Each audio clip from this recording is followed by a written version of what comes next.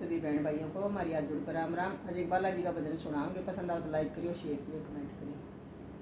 ये बालाजी ने रेल बनाई डब्बे रंग बिरंगे, ये बालाजी ने रेल बनाई डब्बे रंग बिरंगे। बैठो बैठो भगतो गाड़ी मेहंदीपुर में चली, बैठो बैठो भगतो गाड़ी मेहंदीपुर में चली।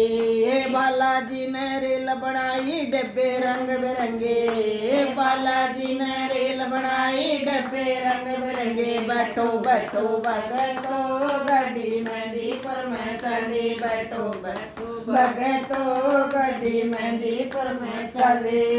इस गाड़ी में गणपत बैठे रिद्धि सीधी लाए, इस गाड़ी में गणपत बैठे रिद्धि सीधी लाए। बैठो बैठो भगतो गाड़ी मेहंदीपुर में चली, बैठो बैठो भगतो गाड़ी मेहंदीपुर में चली। इस गाड़ी में भोला बैठा संग में गोरा लाए, इस गाड़ी में भोला बैठा सोरा माँ को लाए। बैठो बैठो भगतो गाड़ी मेहंदीपुर में चली, बैठो बैठो भगतो गाड़ी मेहंदीपुर में चली। ये बालाजी ने रेल बनाई डब्बे रंग बिरंगे, बालाजी ने रेल बनाई डब्बे रंग बिरंगे। बैठो बैठो भगतो गाड़ी मेहंदीपुर में चली, बैठो बैठो भगतो गाड़ी मेहंदीपुर में चली। इस गाड़ी में विष्णु बैठे संग में लक्ष्मी लाए, इस गाड़ी में विष्णु बैठे संग में लक्ष्मी लाए। बैठो बैठो भगतो गाड़ी मेहंदीपुर में चली, बैठो बैठो भगतो गाड़ी मेहंदीपुर में चली।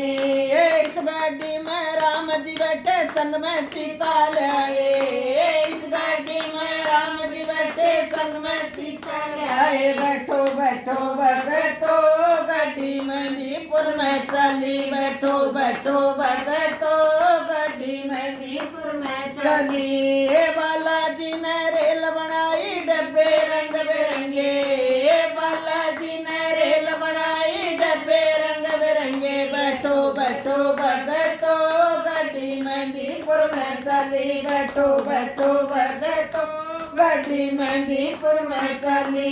इस गाड़ी में कृष्ण बैठे संग में राधा रुक्मण, इस गाड़ी में कृष्ण बैठे संग में राधा रुक्मण। बैठो बैठो भगतो गाड़ी मेहंदीपुर में चली, बैठो बैठो भगतो गाड़ी मेहंदीपुर में चली।